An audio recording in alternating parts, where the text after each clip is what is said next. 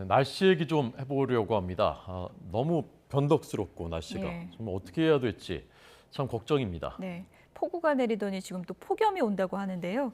전문가와 좀 얘기 나눠보겠습니다. 김승배 한국기상산업협회 본부장 나와 계십니다. 어서 오세요. 안녕하십니까? 네. 이번에 폭우 피해가 굉장히 컸었던 거죠? 그러니까 이제 가뭄 끝에 또 폭우로 이만큼 변덕스러운데요.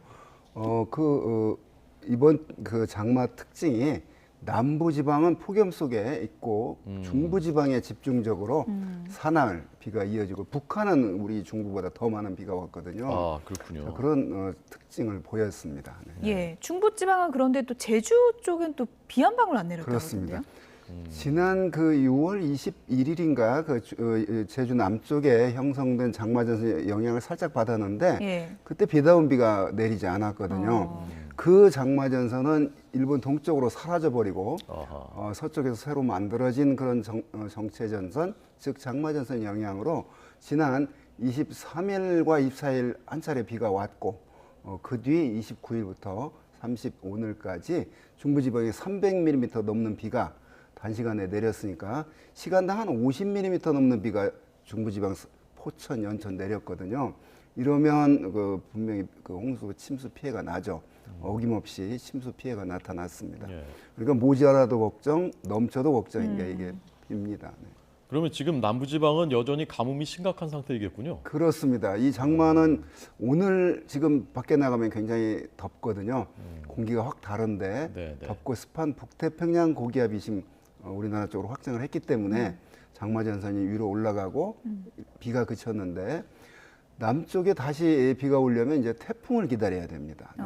마침 또 태풍이 하나 오늘 밤이나 내일 새벽에 생길 것 같거든요. 예. 그 태풍이 우리나라 쪽으로 향할 가능성이 있으니까 어찌됐건 남부지방은 평년에 비해서 지난 겨울, 봄 비가 적게 왔었는데 통상 그 부족한 비가 언제 채워지냐면 장마 때 또 태풍 때 채워지거든요. 네네. 근데 그 장마 기간 동안에 남쪽은 죄송합니다.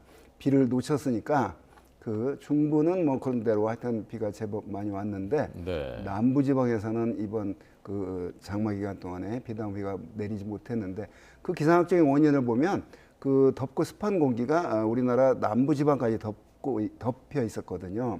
자, 장마 전선이라고 하는 게 남쪽에 더운 공기와 북쪽에 찬 공기 사이에 대치하는 건데 예. 이게 거의 변하지 않고 그 중부지방에 걸쳐 있으면서 북한과 중부지방만 살짝 오르내리니까 이 지역에 비가 많이 내렸습니다. 남부지방은 비가 적게 내리고 폭염만 이어졌습니다. 네. 네. 이렇게 예측 불가 물안전. 장마 현상이 네. 온난화 현상하고 연결이 돼 있다 이렇게 볼 수 있는 건가요? 그렇습니다. 단기적으로는 그러한 어떤 그 기압 배치에 따른 그런 아까 분석, 남쪽의 더운 공기와 북쪽 찬 공기 대치가 중부지방에서 오래 지속됐다 이렇게 말씀을 드렸잖아요. 네네. 그 지역으로 계속 남쪽에서 비에 올려가 되는 수증기가 공급이 되고 이랬는데 길게 보면 이렇게 그 어떤 폭염 일수가 늘어나고 변칙적으로 비가 적게 오다가 갑자기 또 이렇게 많아지고 이런 것들이 하나의 지구온난화에 따른 기후변화의 한 단면이다 이렇게 보여지는 거죠. 2020년 장마를 생각해 보면 54년 최장 장마 기간이었잖아요. 작년에 18일. 올해도 그렇게 장마가 길지는 않을 것으로 보입니다. 예. 네. 자, 이게 점점 뜨거워질 텐데 지구는 점점 해수 온도는 점점 높아지고 그럼 앞으로 계속 이제 이렇게 되는 겁니까?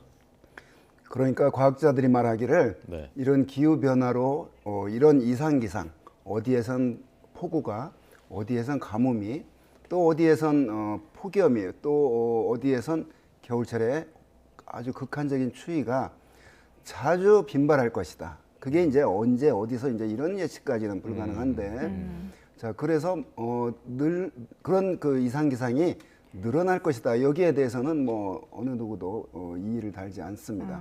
그래서 올해 우리나라에 나타난 이런 현상도 길게 보면 원래 우리나라 여름철에 이렇게 단기간에 많은 비가 과거부터 내려왔는데 이런 그 어떤 단기간적인 변화 이런 것도 큰 틀에서 전 지구적으로 기후 변화의 한 단면이라고 보여집니다. 특히 서유럽, 인도 파키스탄 이쪽엔 또 때이른 4월 폭염이 나타났거든요. 예. 지금 캐나다, 미국 서쪽에 캘리포니아도 폭염. 일본은 지금 뭐 또 역대 최대 뭐 40도 넘는 지금 폭염에 시달리고 있거든요.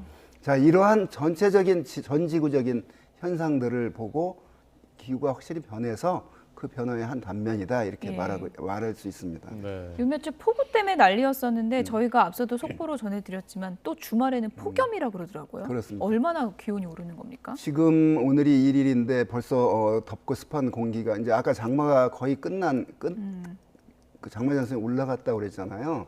그 원인이 북태평양 고기압이 우리나라를 덮었기 때문인데 이게 우리나라 전형적인 한여름철에 덮는 공기거든요. 예. 그러면 지난 2018년에 그 홍천에서 41도가 우리나라에서 나타난 가장 높은 기온이었는데 과연 그 기록을 깰 것인가? 이건 뭐 무슨 내기하는 건 아니지만 네. 하여간 올해 역시 이러한 때이른 이른 북태평양 고기압 확장, 그 다음에 저 티벳 고기압에 이제 우리나라 동쪽으로 얼마나 뻗칠 것이냐, 예. 이런 열이 이제 갇히냐 이런 거에 따라서 기온이 확 치솟거든요. 예. 그런 거 예의주시해봐야 되겠고요. 올 여름 역시 뭐 선선한 여름은 아니고 그렇군요. 더운 여름일 것이다. 예년보다 덥습니까? 그렇습니다. 그 예. 6월에 첫 열대야가 6월에 나타난 기록이 그러니까요. 깨졌거든요. 예. 그런 거 보면 올해도 벌써 그 더운 공기가 이제 지배하기 시작했다. 그래서 올 여름도 극값을 깨느냐는 나중 문제지만 엄청 더운 여름이 될 것이다 이렇게 보여집니다. 네. 자, 이런 기록은 좀 안 깨졌으면 좋겠는데요. 다음 주에 태풍 올라오고 또 비가 많이 온다고 하시니까 그렇습니다. 다음 주 태풍하고 비 얼마나 내리는 게 장마는 완전히 끝난 겁니까? 그 장마 전선이 우리나라에서의 영향 벗어나면 이제 장마 끝났다고 네, 네. 말하는 거거든요. 네, 네. 저는 그렇게 지금 보여지고요. 장마가 또 올 수는 없나요? 이제 또 온다는 건 아니고 이제 장마 전선이라고 하는 게 네. 다시 생기는 거죠. 예. 그런데 지금 북태평양 고기압이 확 덮었기 때문에 예. 오늘 밤에 그 태풍이 하나 생길 겁니다. 네네. 제4호 에어리. 에어리. 네. 요게 생기면 어디로 가느냐가 이제 그 귀추가 주목이 되는데 어허. 우리나라 제주도 부근 쪽으로 북상할 것으로 보여요. 어허. 이게 북태평양 고기압이라고 하는 가장자리를 따라서 그 무슨 마치 물꽃처럼 가기 때문에 이 태풍 4호 이제 저기 화면에 나오는데 에어리. 저런 실로 예. 밟을 것으로 보이기 때문에 예. 자 장마 끝나자마자 이제 또 태풍입니다. 예, 7월 5일이 보니까 이제 가까이 접근할 본격적으로 우리 때죠. 남부 지방까지 오는 거군요. 저 진로면 어느 지역에 영향을 제일 크게 받는 거예요? 지금 저진로대로라고 한다면 예. 저 태풍의 반경이 있기 때문에 예. 그 거의 뭐 전국이 영향을 받을 것으로 보이고요. 다만 저기에서 이제 북태평양 고기압 세력의 이제 그 관건인데 이게 좀 수축 예상보다 지금은 예상보다 지금 한 5일 뒤를 지금 예상하는 거잖아요. 수축하면 일본 쪽으로 좀 빠지고 이게 확장하면 우리나라 저 서쪽으로 좀 치우치고 이제 이런 변화가 있을 겁니다. 네, 7월 5일 다음 주 화요일입니다. 네. 오늘 김승배 한국기상산업협회 본부장 얘기 들었습니다. 감사합니다. 감사합니다.